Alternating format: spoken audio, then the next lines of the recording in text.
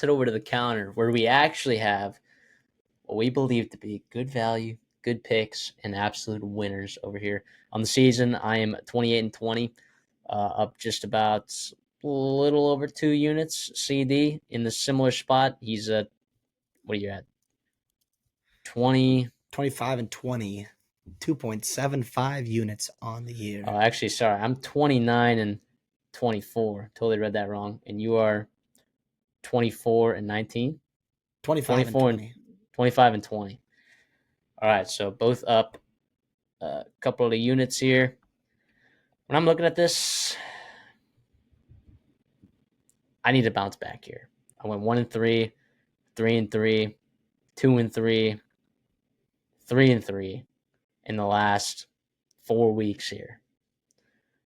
I got to get back going again. All right, I'll go first on this one. Here we are, going back to the South Carolina unders. South Carolina A&M under 45. Here's what I like about this. If A&M starts Marshall Reed, we don't know what quarterback we're getting, technically. I think it's a game time decision, but I think it's just more like making them prepare for both, right? Marshall Reed plays in a game. They're going to want to run the ball. South Carolina does a great job running the ball.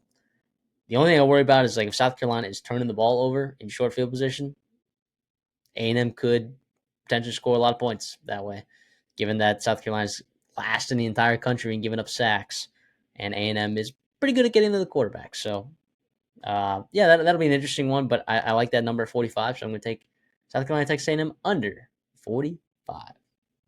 I don't hate that at all. I'm going to go to the Sun Belt here tonight. We're actually recording this Tuesday afternoon here.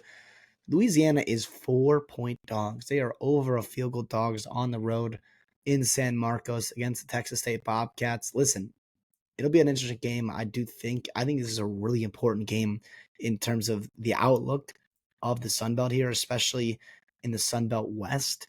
And damn it, man, I really like Louisiana. I am fully bought in. Woolridge, everyone else there, they're playing good football. And I think they go on the road here off a bye. I know Texas State's also off a bye, but I feel pretty good. You're giving me 4 points here. Yeah, let's go Raging Cajuns. Now, I think the best team in the Sun Belt, by the way. Now, if you're listening to this and you're like, wait, this game already happened by the time this video came out, well, you can go ahead and follow us on Twitter at the Redshirt Soft because that play is out on Twitter, and it was out on Tuesday. So make sure you're following us on Twitter if you don't want to miss our picks. If you see that, usually we like to get our previews out by Tuesday at some point. But there are sometimes extraneous circumstances that don't allow us to do that, right? So we have to get them out by Wednesday. That's our goal. But Tuesday is the goal. Wednesday is a have to, right? We're never going to put these out by Thursday, right? We'll have them all out before then. And given that there's midweek football, just make sure you're following us on Twitter if you are interested in following along with our picks. So, yeah, I like that pick for you, dude. I like that pick. Getting points, yeah, it's the better team is underdogs. Like that's just kind of where I'm at right here. And I don't know if San Marcos is a crazy home field advantage, although you brought up a great point off air. That maybe this weekend it could be. So we'll see what happens there. But I still feel pretty good about. Hey, you can say it. I just won't say it. There's no Longhorn game on Saturday. There's no Longhorn game on Saturday. Sorry, there's no Longhorn game. It's Tuesday actually, so it's a kind Tuesday of tougher. Night, yeah, tougher for. So I guess actually, yeah, maybe there's no impact or whatever. So I wonder how Vegas bakes that in. Side note here, but there's no way they actually bake that in. But that'd be no. I'm talking about just like in terms of Tuesday night games versus Friday night games versus Saturday games. Like I don't know. It's probably just like days of rest. I'm not sure. Maybe. I mean, the Maction. I guess both these teams coming off buys, which is nice. You'd think that they'd have enough data points with all those Maction games, but speaking of Sunbelt, let me get into the Sunbelt. Old Dominion minus 2.5. Back to the well. I know they're the road team, okay, against Appalachian State, and Appalachian State's been playing slightly better football. Okay, Boone, it's going to be a rowdy environment, okay? But Old Dominion is just playing way too good at football. I don't think the market is caught up yet. I wanted to take them last week, and I talked myself out of it. I took Syracuse plus 6.5 like an absolute buffoon, but I'm not fooling myself this week. I like Old Dominion. I like them plus 600 to win the Sun Belt. I Liked them last week at -2. And I'm liking them again this week at -2.5. So give me the Monarchs to beat those stinking Mountaineers. I don't hate that at all. They are a wagon right now. They're playing really, really good football.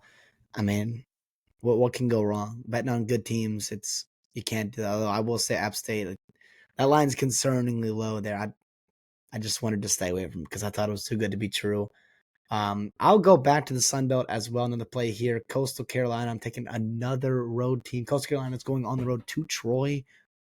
They get so they're 4-point favorites there. I think Troy's not very good. I think Coastal is not a bad football team with still some life, I think, in the Sun Belt East. I know they're 1-2 right now, but they lost to JMU and to Louisiana. They still have teams like Marshall, teams like Georgia Southern to climb ahead potentially in the rankings there. Let's go. Let's go Chanticleers. And Troy is not good this year. Gerald Parker, it's not working right now, and hopefully they get back to it next year. But as of right now, I've been, a couple times now I've been betting against Troy, and it's been doing pretty good for me. So I'll stick with him. Yeah, I mean, Matthew Caldwell comes in there because Goose Crowder is injured out for the season. So Troy's quarterback, but Caldwell, he's got a good arm. He's got a good talent. Just loves turning the football over, right? So it'll be interesting. Can Ethan Vasco just take care of the football? Can Coastal Carolina just run the ball, take advantage of the better talent that they have? Yeah, it's all interesting. But anything can happen in the Sun Belt when you're on the road. Same thing. We're both taking road favorites. Actually, we're taking 3 roads teams in the Sun Belt. It's pretty dangerous. Pretty dangerous. But we're just betting on the better football teams. That's what we're doing. Let me go back. Let me go to the American Conference. This is not a conference game, but it is a rivalry game. Okay, and you got a big spread with some military academies. Yeah, I'm talking about Army and Air Force. Give me Army minus 22.5 against Air Force. They're going to absolutely stinking wipe the floor with this Air Force team. This Air Force team stinks. This team stinks. All right, Army's very good. They want to continue to prove after the Navy loss. If you want to continue to prove that your dominance and that you don't want people to look over you because you're a military school, you're going to walk into Air Force and you're going to absolutely lay the wood.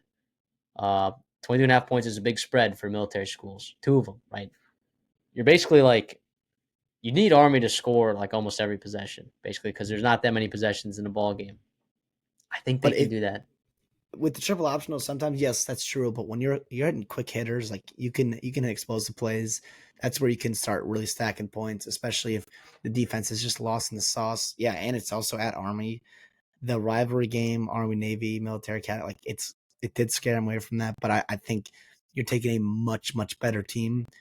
Yeah, why not betting on really good football teams that are good football teams when there's a significant advantage? It's not never a bad idea. Never a bad idea. Speaking On of it. bad ideas, Well, 1 second. If you don't like Army minus 22.5, whenever those team totals come out, I would recommend, if you don't like that side, maybe you like Air Force team total under as a better, side of that. So just for people to weigh their options at home. So CD, bad ideas.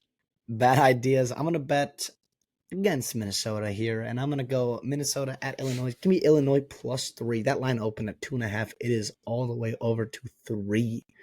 We talked a lot about this in our preview, so if you're watching this individual cut up, make sure you go back and check that video out. But listen, I just think Brett Bielema like genuinely has Minnesota's number. I think Illinois has been significantly more physical against Minnesota in multiple years now. I know it's a new team. I know it's a new roster. I get that. But I really like the fronts right now of Illinois. And Illinois' offensive and defensive line, as well as even without Caden Fegan, they're still running the ball pretty well. And I expect that to continue against Minnesota's front seven, which I do not think got totally fixed in the bye week, even though it looked much better against Maryland.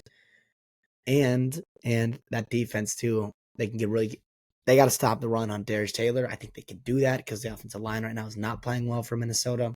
A lot of things right now. You're just kind of relying on Max Brosemer to be a baller for Minnesota, to go on the road and be a baller. And while I think he can, absolutely, I would just bet against that happening. Well, I mean, I'm fading you a little bit in our previews, but I don't have an edge on it. So You're our Minnesota guy, so I'm gonna trust you in that spot right there. Speaking of trusting people in spots, I'm going to hit the untrust button on Mike Gundy right now for just a second. And guess what? It has never worked for me betting against Mike Gundy. Betting against Mike Gundy at home in a conference game is probably suicide, but give me Arizona State minus 2.5. Okay. Brian Ward, their DC there's done a great job stopping the run against a lot of schools this season. I like what he's got. Samuel should be back, slinging the pill there at quarterback. I just like what Arizona State has and what they've been playing. I don't like what Oklahoma State's been doing. I do think, yeah, sure, they played that game close with BYU, but man, I mean, Baylor, Baylor worked them. All right, I think Baylor's a better football team than people think, but I'm liking Arizona minus 2.5 here. I know another road favorite. I get it. Okay, just pick it. Don't think about it. All right, Arizona State minus 2.5. Yeah, that's not crazy at all. Again, betting against Mike Gundy scared me away from that. But if Sam Leavitt's healthy, I don't hate that at all. Arizona State's looking to make a bowl game, right? I think they're one game away. I think this is a game they've circled and like, hey, we got to get this one. Don't hate that at all. I'm going to go the SEC here. Vanderbilt at Auburn. Unfortunately, America's Cinderella team in the SEC. I'm going to fade them here. I'm going to go Auburn minus 6.5. Auburn has been one of the worst teams in turnover luck, but like down efficiency and like everything else about them, they're like a much better team than their 3-5 record states. It's just turnovers have been a problem. I think after the bye week, they've gotten better. I came out last week and they ran the ball for 1,000,000 yards with, one of the best running backs in college football, Jarquez Hunter. So they're finally using him and using him well. I think that continues and rolls over to Vanderbilt at home. Jordan Hare is a very hard place to play at. I mean, listen, Auburn, it scares me to bet on because they are so volatile right now. I think their defense is good enough to stop or at least contain Diego Pavia. And I'm pretty sure, by the way, Hugh Freeze, there was overlap with Hugh Freeze and Jerry Kill at New Mexico. Hugh Freeze at Liberty and Jerry Kill at New Mexico. So I think there's some kind of familiarity there. So at least he has a little bit more of an idea of what he's doing than the rest of the SEC does. Auburn minus 6.5. That's the one I'm nervous about. But I just think Auburn's a much better football team than their record says. And I think I can find some value here before the market really adjusts. All right. Well, I guess it depends, like what the public's going to do, because public loves Vanderbilt right now. It's like I'm wondering. I have a feeling that line's going to just kind of stick at 6.5. I think it could be a situation where it could be Sharks versus Schmucks. When the Schmucks are on Vandy and maybe the Sharks are on Auburn here. So hopefully you're on the side of the Sharks because that's usually the side that you want to be on. My last play, I've only got 5 this week. Yeah, just give me a what true freshman quarterback is probably playing some of the best football of any true freshman quarterback in college football? Isaac Wilson. Well, quarterback. Oh I'm well. kidding. Sorry, I thought you said Isaac Brown. That's my bad. Different true freshman. Give me Martin Van Buren. Oh, yeah. That's right. The former president of the United States. Mississippi State minus 17.5 against UMass. I really like the way that Michael Van Buren has been playing, and he's just impressed me week over week. I know they had a tough loss against Arkansas. I think UMass is pretty exceptionally bad. All right, I do think you saw that loss from Toledo earlier in the season. I do think this defense is still not good, right? But I think the explosives are there. I think Jeff Lebby's in this to win this. I think they need to kind of get a sort of a statement win to make sure that this locker room is still sort of stabilized and make sure that this team doesn't give up on each other, right? Just staying locked in. I know I have a feeling that Mississippi State can win a game in the SEC. I don't know if they will this year, but I like Mississippi State in the spot. I know it's a big spread, but give me the friggin' Bulldogs minus 17.5 here. That's not crazy at all. I took Missouri, who I think honestly is not that much better, if not any better than Mississippi State the way they're playing right now. Against UMass is similar spot. couple weeks ago, and it was 28.5, and they covered with flying colors. That's not crazy at all. Not crazy at all. Hopefully, they can continue rolling there. Jeff Lebby has been awesome, awesome for Mississippi State. I cannot wait to see what he does there in the next couple of years once he gets more and more talent in there, once their defense gets going, all that good stuff. My last play of the day, again, we talked about it earlier. Clemson minus 10.5 at home against Louisville. Listen, it does scare me as well going against Jeff Brom in big games, but I also think this Clemson team is really, really good. Like really, really good. And I just think they've been playing great football. I know it's been not against the best teams, right? But they're also coming off a bye here. You give Dabo Sweeney 14 days to prepare. You get Lincoln or Garrett Riley and all those guys there going. I really like this. And I think Louisville's gonna have a hard time keeping up with the scoring of Clemson, actually. Good I luck know, to you. I know you're often. But by the Well, way, just in games we fade each other in our upset alert or for our dirty dogs. When you have the dirty dog and I have that other team favored in my best bets, it's been a rough year for me. I think I'm 0-2, if not yeah, 0-3. But yeah, and not just like covering the spread 0-2, like where the dog straight up wins. which, by the way, I'll take that. If our dirty dogs does well for the good of the show, I'd rather have Louisville win than them just cover. But a catastrophic scenario is when Clemson wins but doesn't cover. The damn middle. That would be pretty catastrophic.